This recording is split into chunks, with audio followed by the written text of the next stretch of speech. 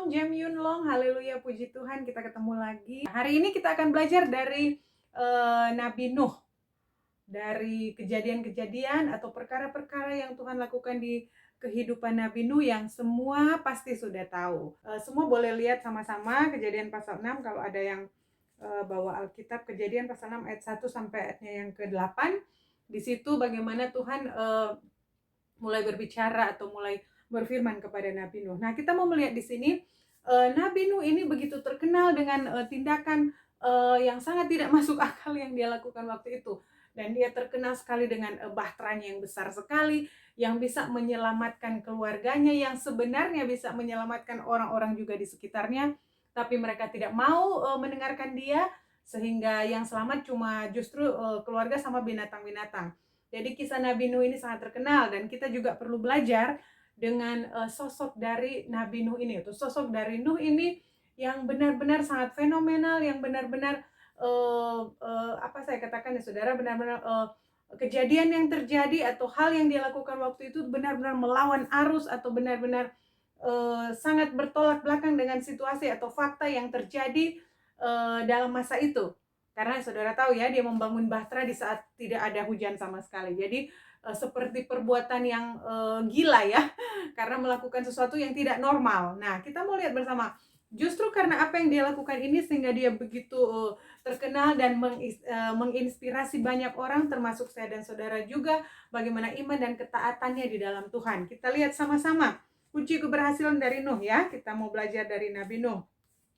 Saudara, kenapa sampai Nabi Nuh ini, atau kenapa Nuh ini bisa tercatat dalam firman Tuhan atau dalam Alkitab, atau kenapa Nuh ini bisa menjadi sosok penyelamat pada masa itu? Kenapa Nabi Nuh ini boleh mendapatkan kemenangan yang besar pada masa itu? Saya dan saudara hari ini ya, saudara kita, saya tidak tahu di negara lain atau mungkin di Indonesia, yang di Indonesia sekarang sudah agak, saya lihat mereka sudah free-free ya. Kalau kita seperti kita tahu bersama saat ini, kita juga masih berjuang bersama-sama dengan keadaan sekarang, karantina juga di Mako masih karantina. Saya tidak tahu ya di Hong Kong seperti apa, tapi kita sama-sama berjuang, kita sama-sama mau menghadapi situasi dunia sekarang ini. Nah, dunia sekarang ini sedang goncang. Kehidupan saya dan saudara, dunia aja udah goncang. Kehidupan saya dan saudara juga, saya tidak tahu apa yang sedang saudara alami, saudara tidak tahu apa yang sedang saya alami, tapi yang pasti selama kita masih ada di dunia ini, goncangan-goncangan itu akan tetap ada di hidup ini. Cobaan-cobaan lah, tes ini dari Tuhan, tes itu dari Tuhan, hal-hal yang Tuhan izinkan yang harus kita alami, lebih khusus lagi hal-hal sulit yang harus kita alami. Nah, Nabi Nuh pada waktu itu dia harus menghadapi situasi-situasi juga yang sulit. Karena kalau saudara baca dalam firman Tuhan, Kejadian 6 di situ dikatakan bahwa ayat 1, ketika manusia mulai bertambah banyak di muka bumi ini, lanjut, Tuhan katakan di situ bahwa kejahatan manusia juga berkembang. Dan saudara lihat, dunia sekarang ini sudah semakin aneh, saudara, sudah semakin aneh. Sudah bukan berbicara juga soal kejahatan-kejahatan fisik sama sekali, tapi sudah macam-macam yang hal-hal yang terjadi yang bisa kadang-kadang kita sudah hampir tidak bisa membedakan ini baik juga apa enggak baik. Ya itulah dunia yang sekarang. Nah, Nuh juga pada waktu itu ternyata diperhadapkan dengan hal ini. Dan Tuhan melihat bahwa manusia pada zaman Nuh ini sudah bobrok, sudah moralnya sudah hampir tidak ada lagi, dan mereka sudah sangat jahat dan sangat menyakiti hati Tuhan. Tapi saudara, ada satu orang atau ada satu sosok, yaitu Nuh ini, yang benar-benar menarik perhatian Tuhan. Ya, saudara tahu Tuhan berencana untuk memusnahkan manusia ya, waktu itu memusnahkan karena kejahatannya, tapi ada sosok ini yaitu Nuh yang dikatakan masih setia kepada Tuhan. Nah, saudara, dari situasi yang ada saat ini, dari tekanan-tekanan yang ada, mungkin saudara saat ini sedang ada di lingkungan atau situasi yang benar-benar menuntut saudara untuk, aduh, sepertinya kalau saya sendiri berdiri dalam nilai kekristenan, kalau saya mau pertahankan kebenaran, nanti saya ini deh, nanti saya tidak ada teman lagi, atau teman-teman akan mengejek, atau teman sok rohani hari gini mau bertahan di kekristenan. Bukan hanya itu, mungkin juga sesama orang Kristen, sesama orang gereja. Saya dengar ada banyak ya sharing-sharing dengan teman-teman sesama orang Kristen. Mereka katakan sangat sulit untuk mempertahankan nilai-nilai kekristenan pada zaman ini. Karena semua pada mau kompromi dengan dunia, karena semua pada mau kelihatan, kalau kita nggak ikut dengan mereka nanti dikira kita sombong, atau kalau kita tidak ikut nanti dikira kita tidak mengasihi, kita eksklusif. Nah, saudara, kadang ini sangat membingungkan memang, dan ini adalah tantangan yang ada saat ini. Saya percaya Nuh juga waktu itu dia mengalami hal seperti ini. Jadi mungkin tetangga-tetangganya atau orang-orang saudara-saudaranya pada mulai mengejek dia, pada mulai bilang, aduh ini Nuh ini jam kolot sekali, tidak zaman now. Tidak zaman now ini Nuh ini masih pelihara iman seperti itu. Tapi saudara, ternyata ya singkat cerita kenapa ternyata ya itu yang membawa dia pada kemenangan yang besar ya. Yang kita juga semua ingin punya kemenangan yang besar seperti Nuh, menjadi penyelamat, menjadi orang yang menyelamatkan keluarga, menyelamatkan makhluk hidup sekitarnya. Nah, saudara, mari kita lihat saat ini. Apa rahasia dari Nuh sehingga dia benar-benar dipilih Tuhan untuk jadi saluran keselamatan bagi mereka yang mau mendengarkan Tuhan waktu itu. Kejadian 6 yang tadi ya. Pada ayatnya yang ke-9, kita lihat pada ayatnya yang ke-9, Kejadian pasal 6, ayatnya yang ke-9. Di situ dikatakan bahwa Nuh adalah seorang yang benar dan tidak bercela di antara orang-orang sezamannya. Dan Nuh itu hidup bergaul dengan Allah. Nah, saudara, kalau kita mau jadi saluran keselamatan atau saluran penyelamat bagi keluarga kita, bagi orang-orang di sekitar kita, atau menjadi pemenang-pemenang yang benar-benar bisa orang memuliakan Tuhan lewat hidup kita bisa menikmati kemenangan-kemenangan itu. Nuh di sini dikatakan bahwa dia orang yang bergaul dengan Allah, dia hidup tidak bercela di zamannya. Artinya dia punya gaya hidup yang berbeda dengan yang lain. Dia bergaul dengan Allah. Dan saudara, karena dia bergaul dengan Allah, jadi waktu Tuhan bilang, Nuh bikin bahtera, kamu harus bikin bahtera. Jadi suasananya, situasinya mungkin lagi panas terik kan, mungkin ya kalau saudara baca mereka mengejek-ngejek, masa lagi panas-panas begini bikin bahtera. Waktu Tuhan suruh dia bikin bahtera, dia langsung percaya. Oke, saya akan bikin bahtera. Hal yang tidak masuk akal. Saudara, kalau saudara bergaul karib dengan Tuhan, kadang ada hal-hal yang Tuhan suruh kita lakukan yang tidak masuk akal, atau yang seakan-akan yang lain tidak lakukan tapi kita harus lakukan, Tuhan suruh. Kalau kita bergaul dengan Allah, kita bergaul karib dengan Tuhan, kita pasti bisa melakukannya. Kita akan langsung bilang iya. Karena kita sudah kenal siapa Tuhan kita. Kita sudah kenal siapa yang menyuruh kita. Seperti Nuh ini.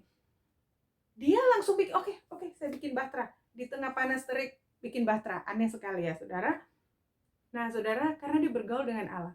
Kalau saudara sudah kenal, ya ini Jamer Yunlong pasti sudah akrabnya udah seperti saudara ya. Saya tahu ya dari zaman, saya masih di sana. Satu nggak datang pada gelisah, mana sih? Kok Bu Nova belum datang? Atau mana ini Bu Bendahara ini? Atau pastor dia belum ada nih begini. Jadi karena saking saking eratnya pergaulan, eratnya bergaul satu sama yang lain, bisa tahu kayak, oh jangan-jangan nggak biasanya loh. Mungkin yang lain cuma yang teman biasa kayak merasa, dia biasa kok, mungkin telat karena lagi tunggu syupa atau apa gitu. Tapi kalau yang sudah kenal dengan baik pasti nggak biasanya seperti ini. Atau mungkin ya saudara, kalau lagi dalam masalah biasanya kan tidak kita berusaha untuk tidak terlalu mengekspos bahwa kita lagi dalam masalah. Pasti orang-orang terdekat aja yang tahu. Nah, orang-orang terdekat bisa langsung tahu, Ibu Yanti tuh lagi ada pergumulan, misalnya contoh, atau mungkin Sis Miriam ada sedang mungkin mengalami sesuatu ya, misalnya begitu ya. Atau Ibu Wida, Ibu Heni, dan siapa lagi, cuma orang-orang yang terdekat yang bisa tahu. Nuh bergaul dengan Allah sehingga dia bisa tahu bahwa kalau Tuhan suruh dia lakukan sesuatu, dia harus lakukan. Karena pasti Tuhan nggak mungkin suruh dia untuk bikin dia diejek-ejek tanpa maksud tertentu. Jadi dia lakukan saja. Pokoknya saya bangun nih bahtera. Nah, saudara, kalau kita bergaul dengan Tuhan, kita akan percaya kepada orang yang menyuruh kita, yaitu Tuhan sendiri. Kita akan percaya total. Kita nggak akan tanya sana sini dulu, nggak akan tawar menawar. Kalau Tuhan suruh hari ini kamu harus begini. Dalam 1 tahun ini kamu kerja, tabung, kumpulkan uang sebanyak ini ya.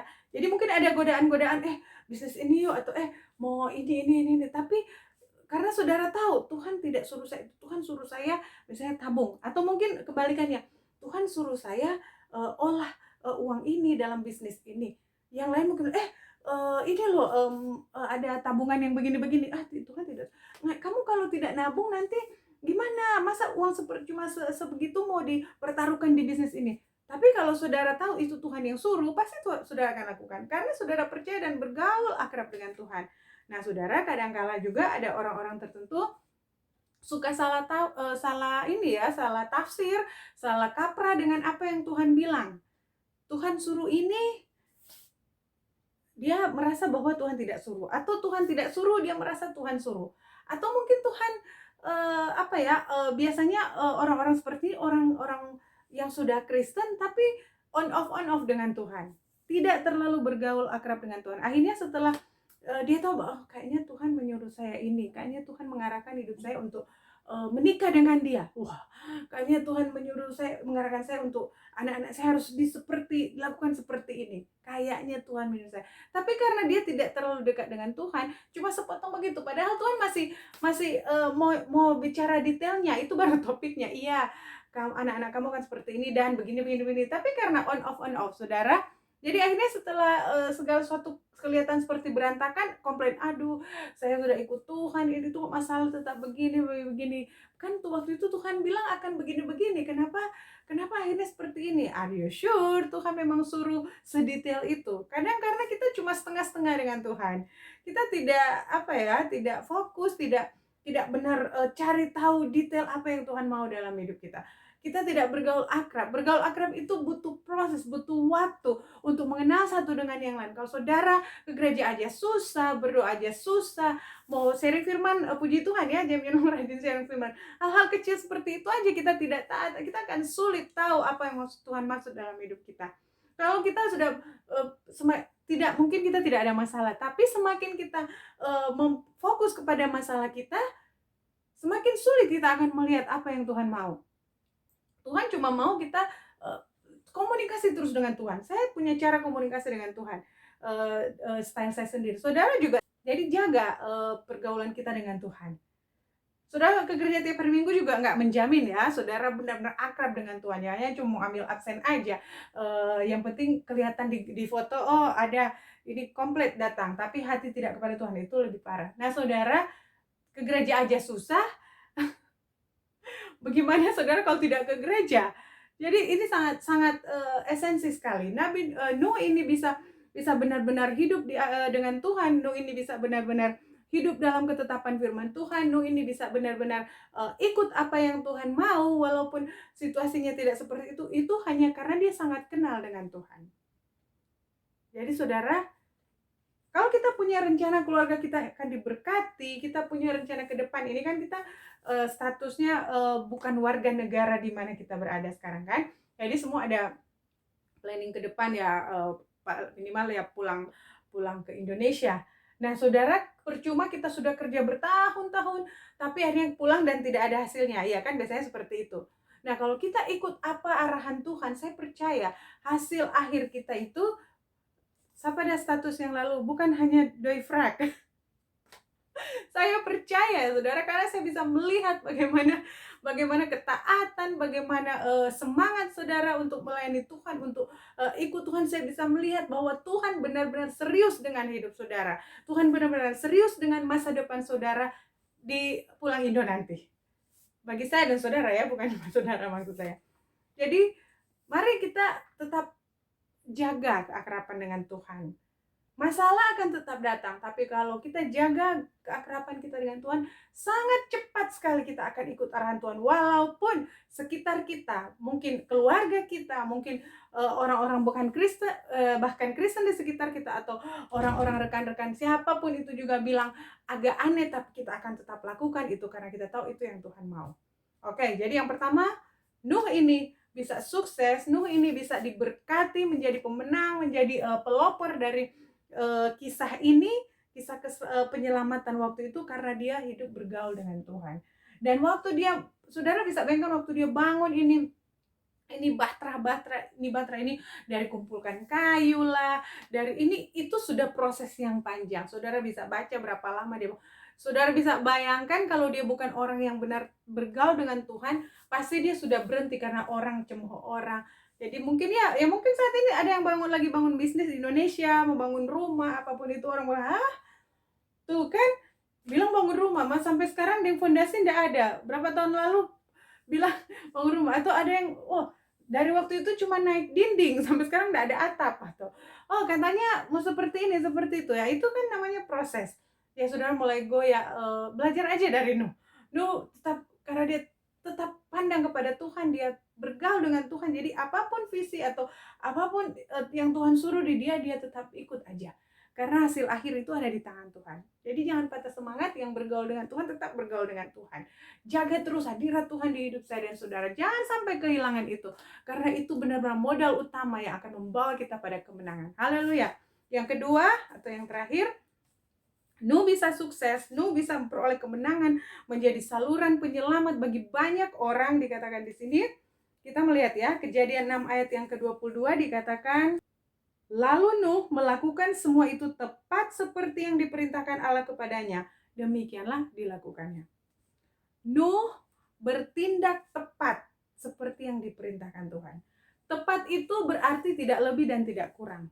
Tepat itu berarti apa ya? Exactly ya kalau Inggris ya. Atau artinya ya seperti itu. A is A. Kalau Tuhan bilang satu, Tuhan bilang dua, seperti itu. Nuh lakukan tepat seperti yang Tuhan suruh. Kadang-kala kita saking apa ya, semangatnya merasa bahwa Tuhan ada di pihak kita. Tuhan suruh A, kita bikin AB maksud saya. Tuhan suruh 3 saja, kita bikin 4. Atau sebaliknya, Tuhan suruh kasih 5, kita kasih 4 aja lah.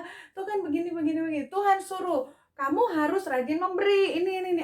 Tunggu dulu deh begini. Saya mau setia begini. Tuhan suruh kamu harus setia seperti ini. Tuhan suruh kamu harus mengampuni. Tuhan suruh kamu harus mulai bersaksi kepada orang. Tuhan suruh kamu harus sabar dengan masalah ini. Kita mulai menambah dan mengurangi. Ya, sabar sih sabar, tapi kan sabar itu subur. Tapi kan ada batasnya bla bla bla. Atau mungkin ya, Tuhan bilang tunggu. Nah, ini yang single. Tuhan bilang tunggu. Pasangan hidup akan datang. Tapi terlalu lama. Dia juga kan nanti juga walaupun bukan orang Kristen, nanti juga dia kan bisa saya injili, terima Tuhan. Tuhan tidak suruh seperti itu padahal. Ataupun mungkin Tuhan sudah oke, yang ini tunggu waktu Tuhan, atau yang begini, atau ini bisnisnya seperti ini, kita bangun seperti ini. Tapi kita mau nambah, oh iya seperti ini tambah dengan ini biar lebih sukses begini. Itu artinya tidak tepat. Kalau kita ikut tepat seperti yang Tuhan suruh, hasilnya pasti luar biasa. Hasilnya pasti maksimal dan sempurna. Karena itu yang Tuhan suruh dan itu yang kita lakukan. Nuh melakukan segala sesuatunya tepat seperti yang Tuhan katakan. Hari ini kalau saya dan saudara masih suka menambahi atau mengurangi apa yang Tuhan suruh, kita ayo bertobat, belajar bersama-sama bahwa kita harus melakukan segala sesuatu tepat seperti yang Tuhan suruh. Tidak melebih-lebihkan supaya orang bisa menarik perhatian orang, atau tidak mengurangi cuma karena kita malu atau nggak enak. Ya, seperti itu. Kadang-kadang seperti itu ya. Apapun yang Tuhan suruh saudara lakukan, saudara yang saya maksud saya, mari kita lakukan tepat seperti yang Tuhan suruh, tidak lebih dan tidak kurang. Amin. Sebelum saya tutup firman Tuhan ini, jadi kesimpulannya adalah, saudara, coba kita perhatikan bahwa Tuhan itu atau cara kerja Tuhan itu selalu berhubungan dengan masa depan. Ya, masa kini selalu ada yang Tuhan akan tentang kerjakan masa kini, tapi itu biasanya sangat sedikit. Selalu cara kerja Tuhan masa depan. Masa lalu itu malah hampir tidak ada. Biasanya Tuhan udah selesai, begitu datang ke Tuhan, Tuhan udah lunasin semua dosa-dosa kita ya. Jadi selalu berhubungan dengan masa depan. Nah, kalau mungkin saat ini seperti Nuh, saudara, mungkin saat ini masa sulit bagi kita. Kita percaya saja, Nuh ini dipersiapkan Tuhan untuk masa depan. Waktu dia bangun ark ini, atau waktu dia bangun bahtera ini, adalah untuk suatu kejadian besar di masa yang akan datang. Bukan di masa lalu, atau bukan juga di masa waktu sementara dia bangun itu. Jadi kita tidak hidup di masa lalu kan, kita memang hidup di masa kini. Jadi kita percaya Tuhan sementara persiapkan hal yang besar. Apa yang saudara dan saya lakukan sekarang itu adalah persiapan untuk hal yang ke depan nanti. Hal di masa yang akan datang, kemenangan di masa yang akan datang. Bukan hanya kemenangan besar waktu kita di surga nanti, tapi yang ada juga di bumi ini. Waktu kita masih di bumi ini, waktu kita masih hidup di dunia ini, ada kemenangan-kemenangan besar yang akan kita dapati. Saudara, Jadi ingat bersama-sama, Nuh ini melakukan pekerjaan-pekerjaan yang Tuhan suruh di dia, sangat sulit di masanya itu, tapi karena dia bergerak maju ke depan, dia lihat ke depan bahwa bahtera ini akan berguna di masa yang akan datang. Saat ini saya dan saudara mungkin sedang membangun bahtera yang Tuhan suruh di tengah-tengah situasi yang tidak masuk akal, ekonomi mulai goncang sana sini, tapi kalau Tuhan yang suruh kita lakukan sesuatu, lakukan saja demi masa depan. Karena Tuhan pasti memberkati saya dan saudara di masa depan. Kalau hari ini juga Tuhan sudah suruh lakukan ini itu, lakukan tepat seperti yang Tuhan katakan, dan kita akan lihat masa depan kita penuh harapan. Haleluya, Tuhan Yesus memberkati. Sampai ketemu lagi. Haleluya.